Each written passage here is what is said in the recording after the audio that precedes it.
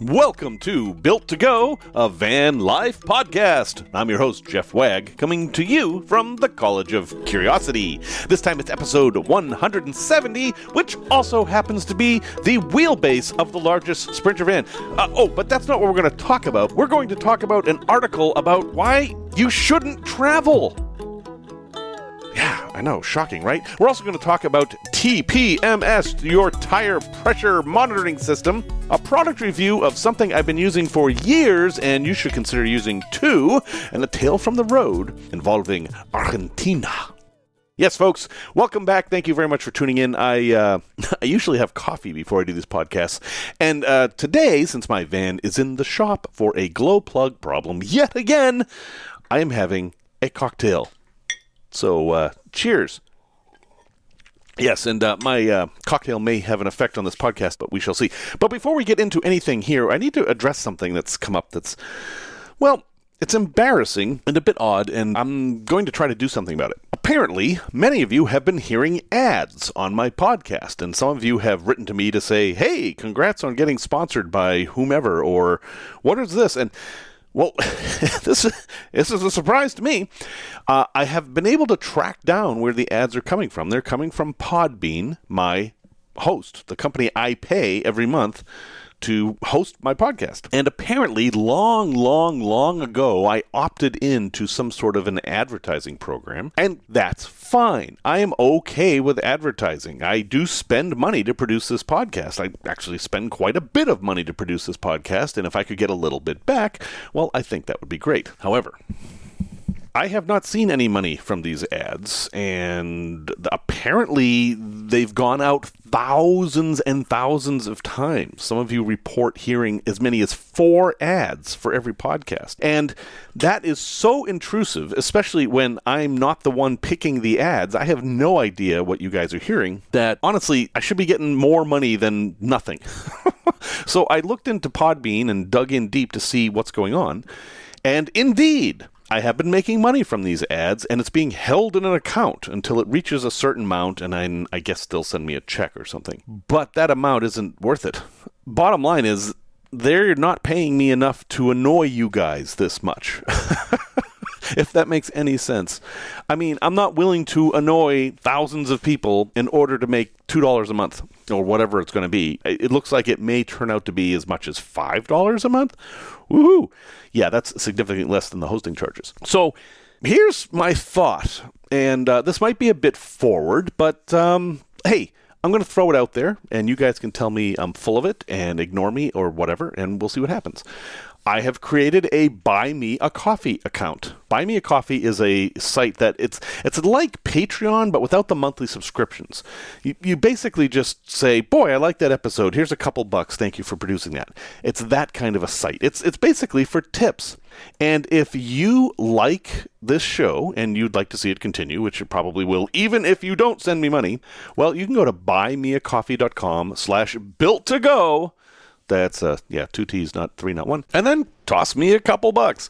I hate this. I am not the person you want to be trying to raise money for your organization, because I will probably give something away.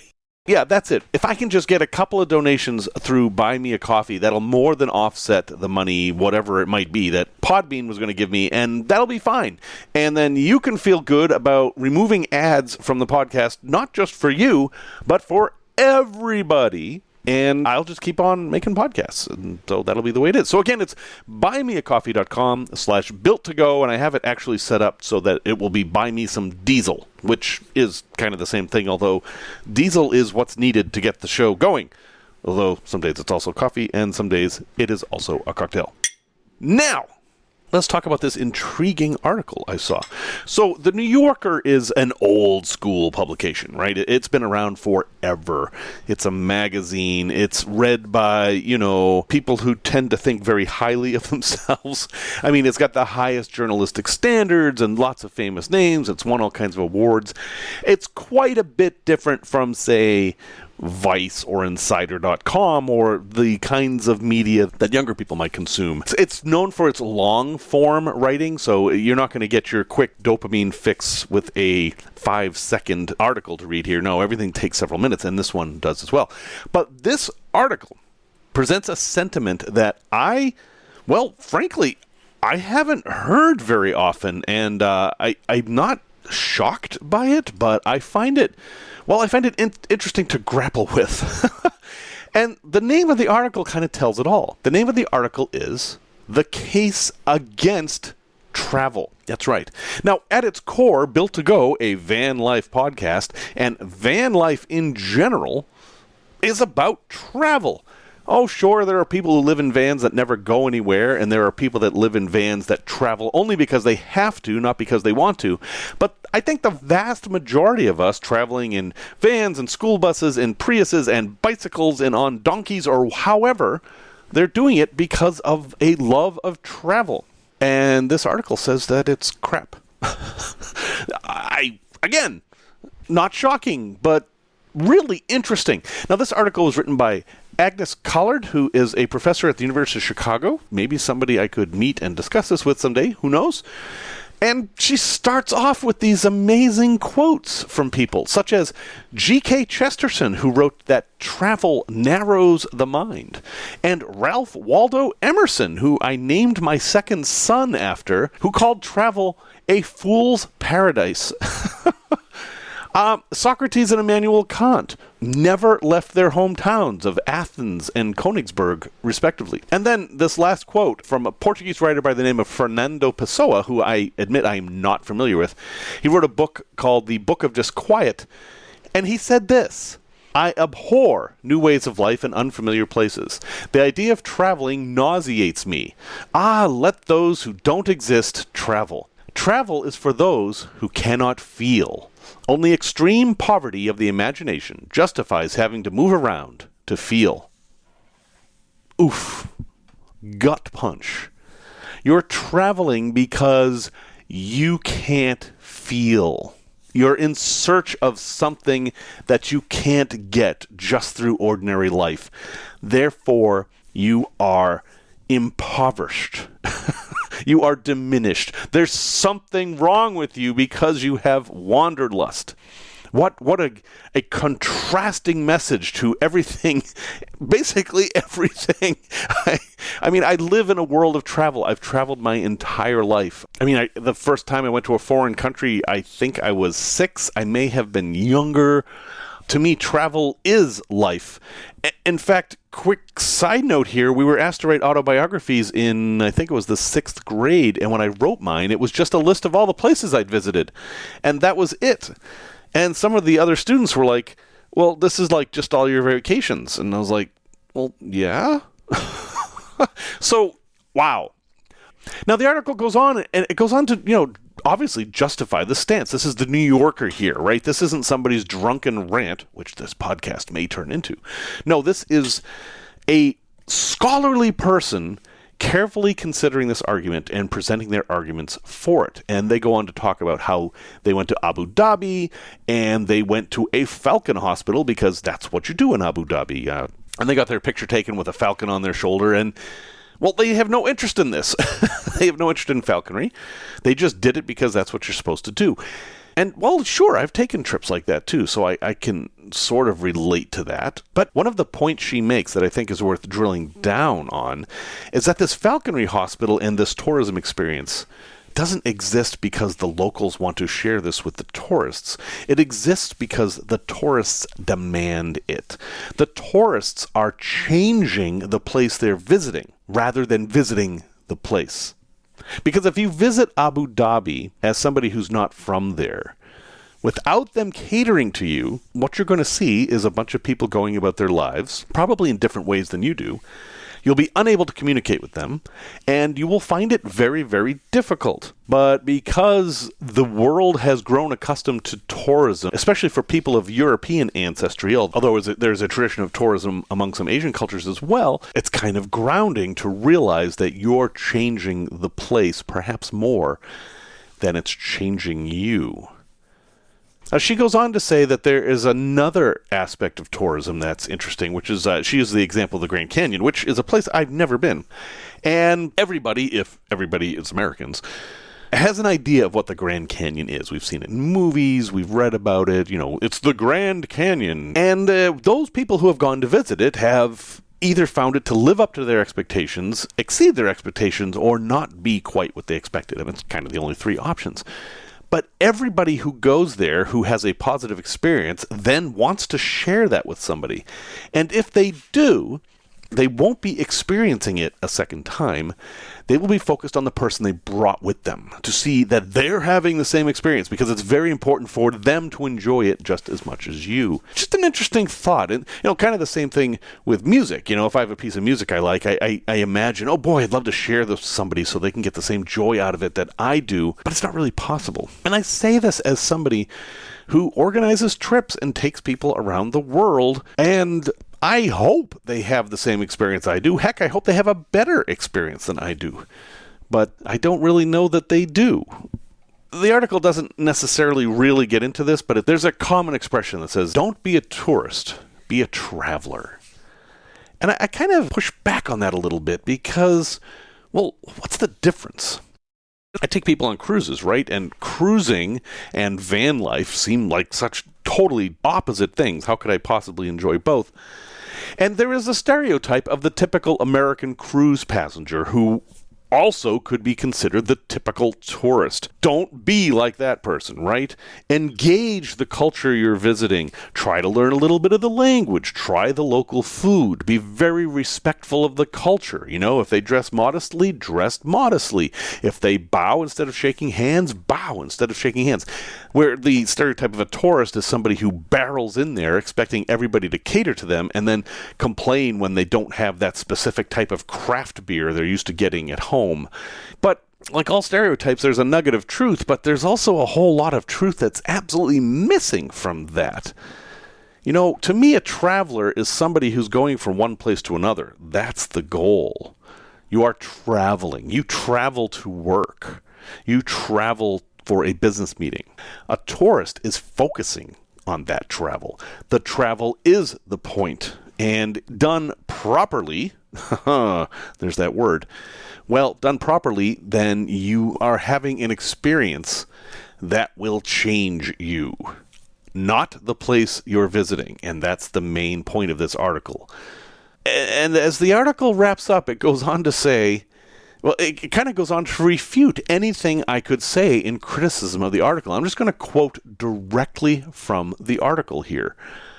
If you think that this doesn't apply to you, that your own travels are magical and profound, with effects that deepen your values, expand your horizons, render you a true citizen of the globe, and so on, note that this phenomenon can't be assessed first personally.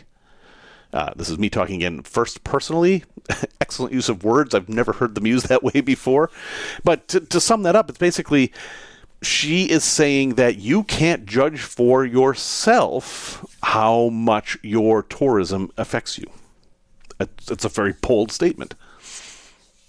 She goes on to explain that Pessoa, and I'm quoting again, Pessoa, Chesterton, Percy, and Emerson were all aware that travelers tell themselves they've changed, but you can't rely on introspection to detect a delusion. They may speak of their travel as though it were transformative, a once-in-a-lifetime experience. But will you be able to notice a difference in their behavior, their beliefs, their moral compass? Will there be any difference at all? And then she concedes that travel is fun and that it's enjoyable, but her basic argument is that that's all it is. It's just like going on a roller coaster. It's fun and enjoyable, but not transformative. And finally, she concludes by looking at travel as a way of staving off death.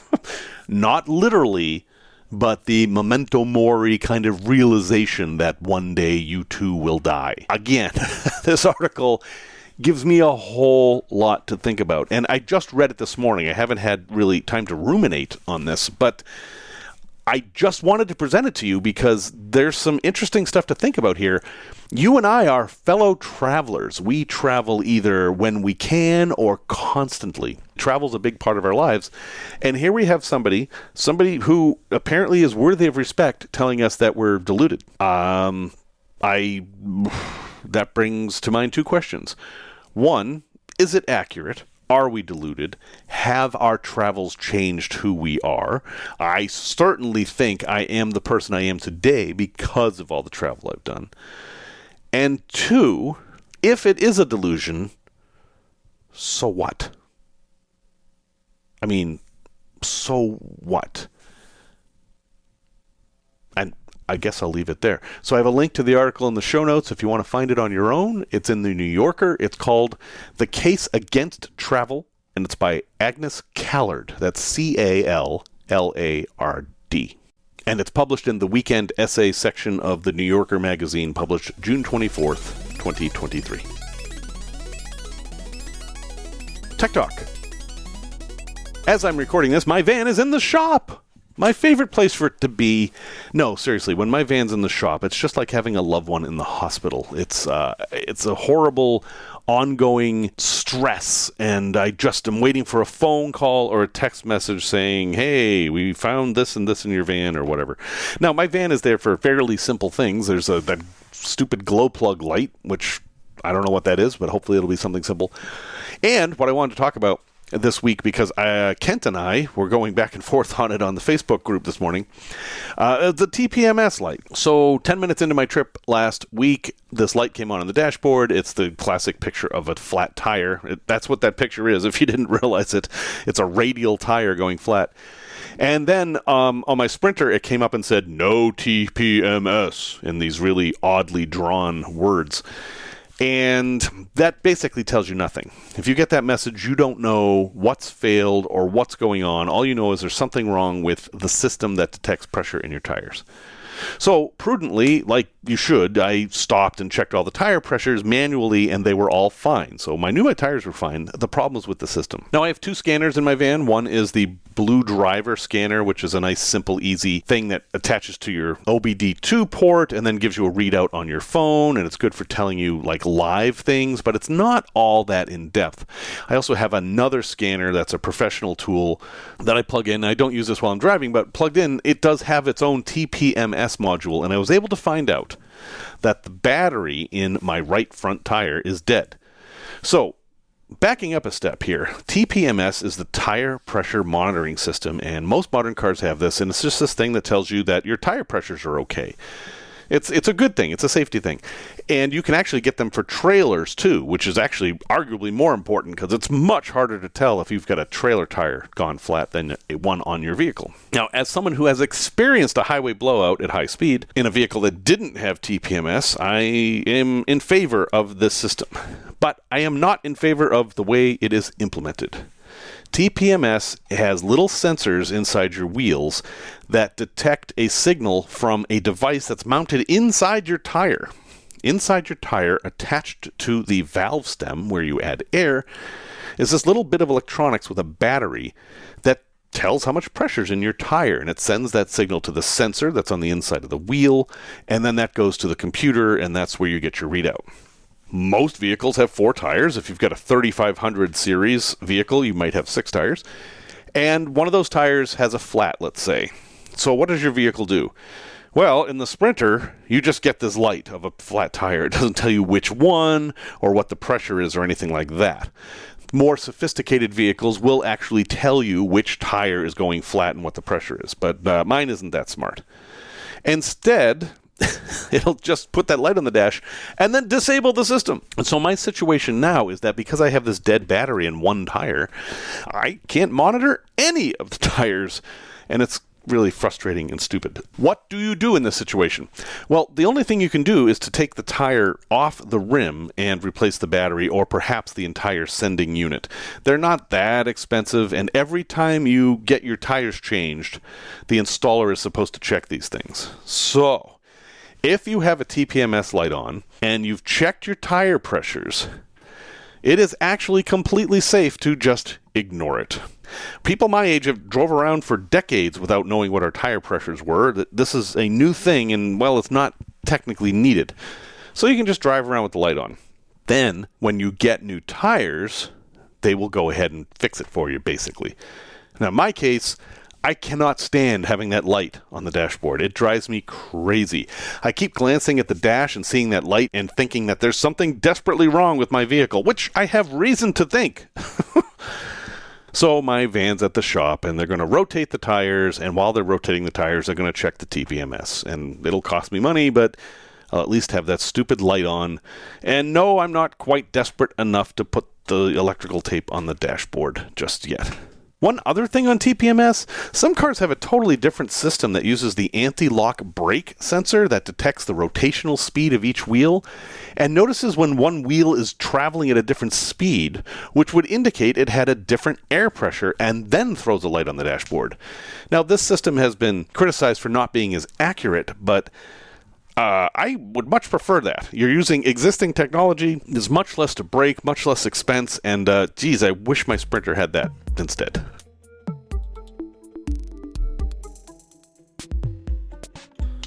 Tales from the road. So on my way to Antarctica, I had to go to Argentina. And I had a great time in Buenos Aires. I really didn't expect to, honestly.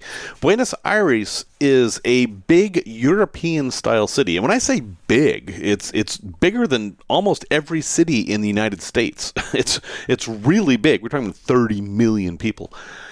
And I'm just not that interested in big European-style cities of late. I'm kind of sick of it.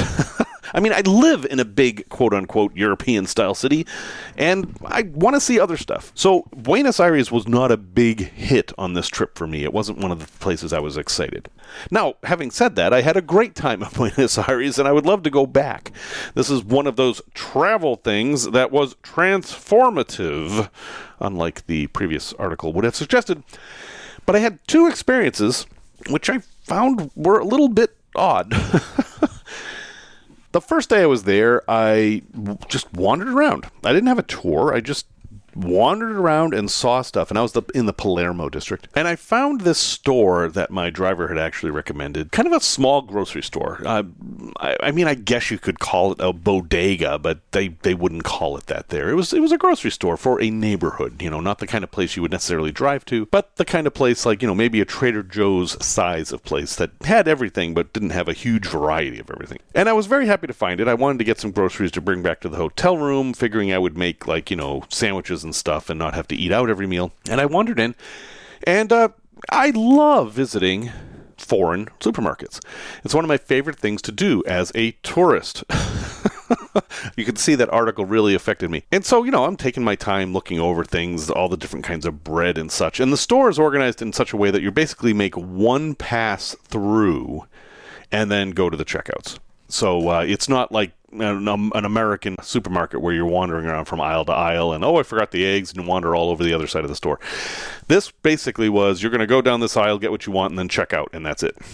And, I had no problem with the supermarket. It was great. I found stuff I liked. It was wonderful. But there was this woman who saw me, and apparently, I don't exactly know what the deal was, but I don't know if I scared her or threatened her or what. But because we're all walking in the same direction because of the layout of the store, she was always in front of me. And she was this very small woman. I mean, I'm 6 feet tall. She was maybe 4 feet tall, so I towered over her. But I didn't get, very near her or anything. I wasn't, looming over her as she looked through the different kinds of rice or anything like that. I was always 10 feet away. And we go down the second aisle, and at this point, I start to notice that she's doing this. So I hold back, and I take an overly long time looking at pasta sauce. And she stops, and she looks back, and she's, trying to make eye contact with me. Now, we have not said a word. I mean, I haven't said a word since I got in the store, and if I did say a word, it would be in English in a place where everyone speaks Spanish, so I really didn't know what was going on. Finally, she leaves the aisle and goes around the corner, and I take my sweet time looking at all the things in this aisle, and then I round the corner, and she's still there. She's halfway down the next aisle. She sees me and once again glares at me. I'm like, what the heck is going on here? But, at this point, I'm over it. I'm like, I don't know what's going on, but it really doesn't have anything to do with me. I'm going to do my shopping and leave. So I grab my things and I pass her walking a little bit quickly, not in any threatening way. I wasn't going to knock her over or anything. There was plenty of space for me to go by her. And she shouts something to me in Spanish. Now, despite my 100-day-long streak on Duolingo, I am not a fluent Spanish speaker. I am not a Spanish speaker at all. In fact, what I am is somebody who can pick up a word here or there in Spanish. So I have no idea what she said. So I simply turned to her and said, "Lo siento, no hablo español." And then she looked at me and laughed. She laughed and laughed and laughed and put her head down and grabbed my arm and laughed and laughed and laughed and gave me the biggest smile, and everything was okay. Although I still don't know what that everything is. I have no idea what this interaction was.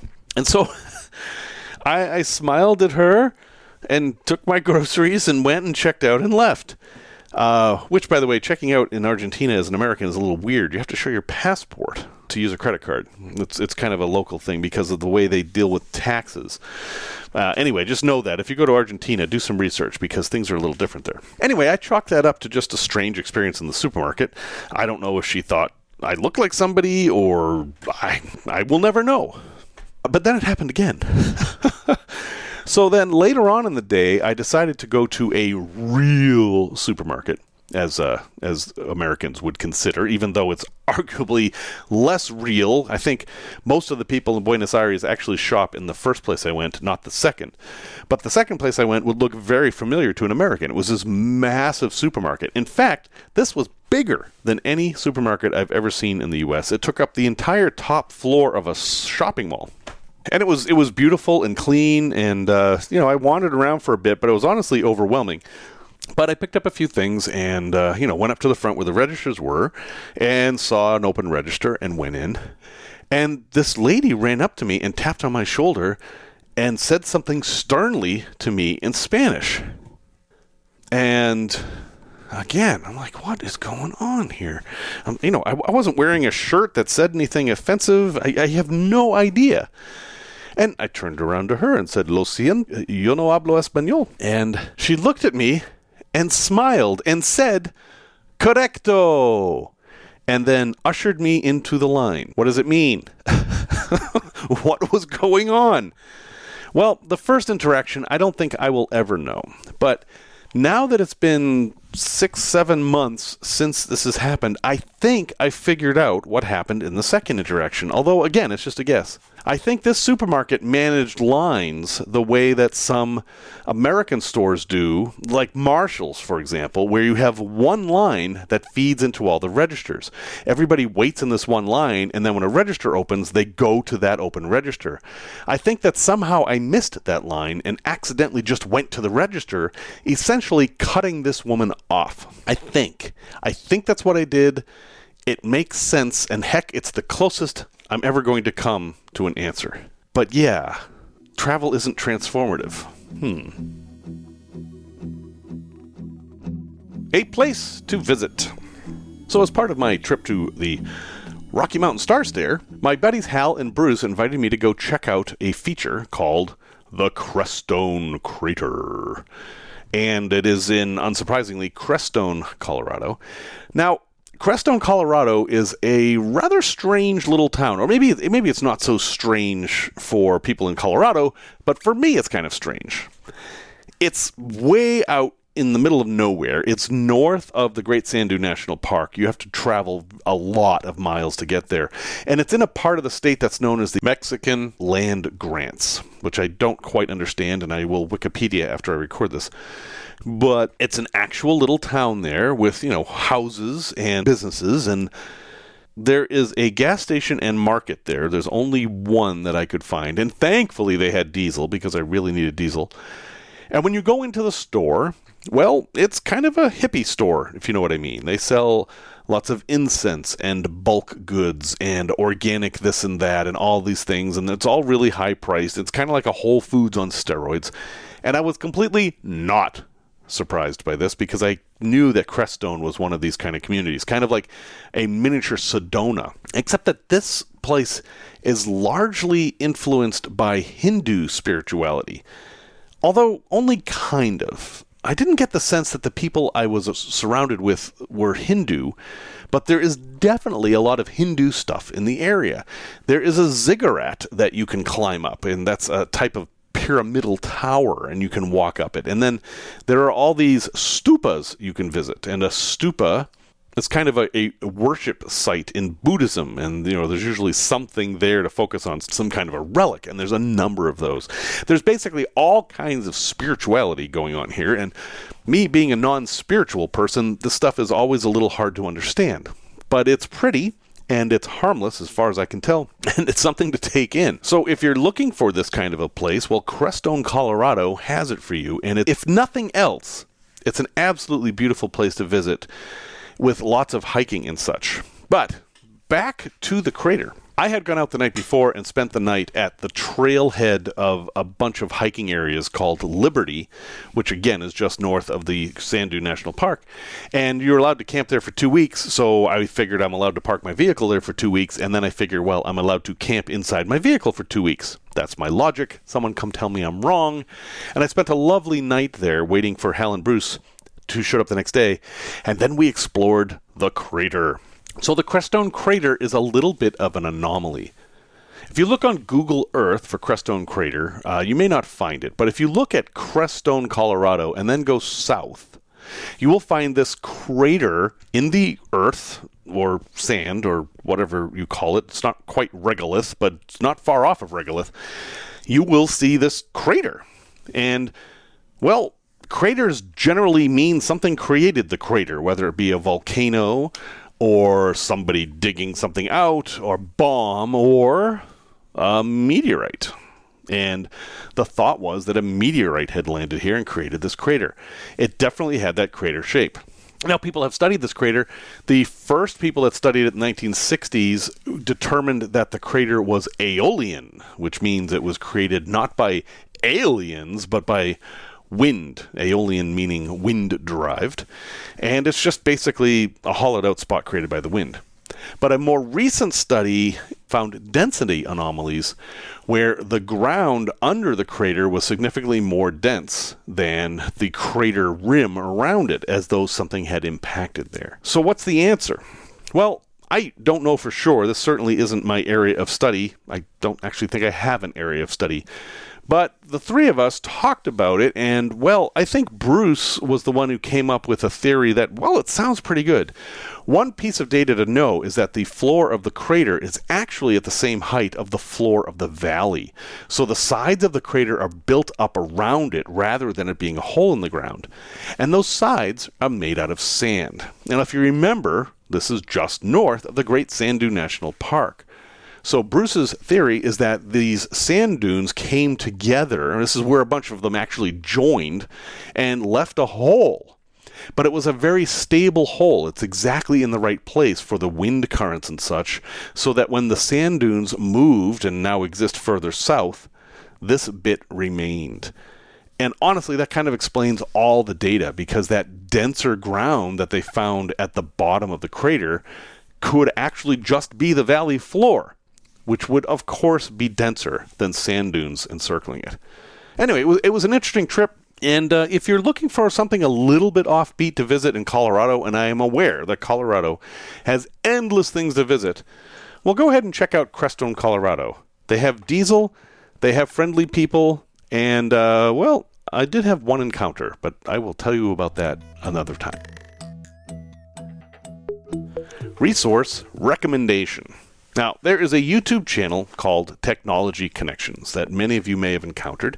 The host, Alec, is a bit of an uber nerd. I'm not even sure nerd is the right word, because he's not so much into the Marvel universe as he is into technology, and explaining it in incredible depth, but in a way that the layperson can understand it, and I've grown to really enjoy his show.